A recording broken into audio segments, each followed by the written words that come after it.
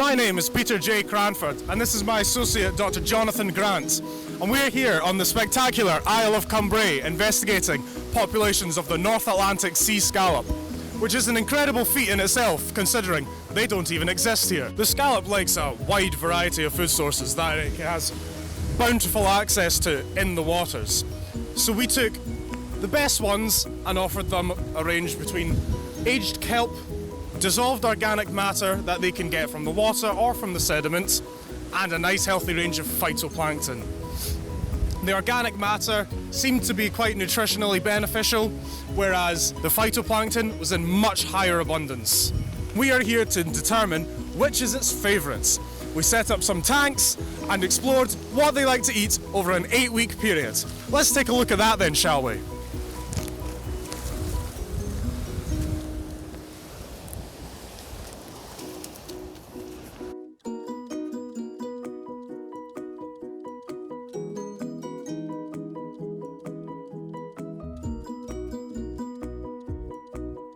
So here in the specimen tank we have a lovely arrangement of food that the scallops can find out in the wild. Here we've got a nice banquet of phytoplankton, some detritus found in the sediment and free floating in the water, and a nice big tray of aged kelp represented by some seaweed. Let's see what happens when we enter the scallop and give him total freedom in choice.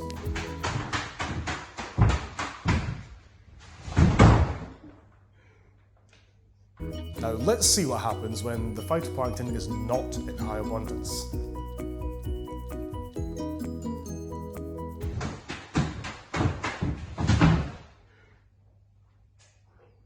Alternatively, sometimes the scallop needs specific nutrients in its diet. Let's see what happens then. 4 round of nitrogen.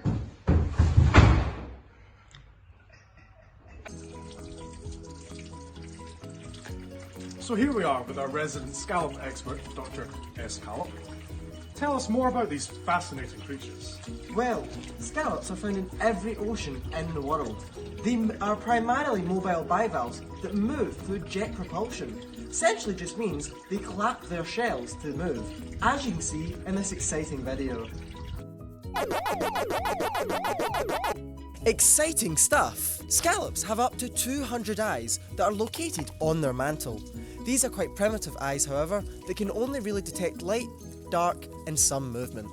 They use these eyes to detect predators and also to look for food particles.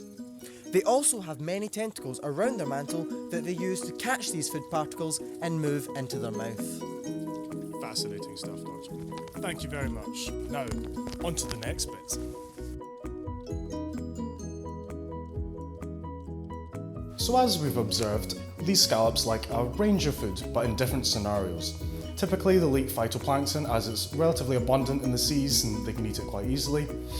Otherwise, they may eat the aged sea kelp, but unfortunately this is not that nutritionally beneficial for them. So oftentimes when they need nutrients, they'll go for detritus, dissolved organic matter, things like that. So we can take this information to the fisheries around Scotland and implement some management plans, some feeding regimes, and hopefully the scallops there will prosper. Now let's go take that little guy back to the farm. I agree with that. Well, wasn't that interesting, boys and girls? I hope you all learned something this week. Join us next time when we explore polar bear density of the Clyde River and what seems to be driving them away. Is it penguins? I don't know. Fancy some seafood tonight?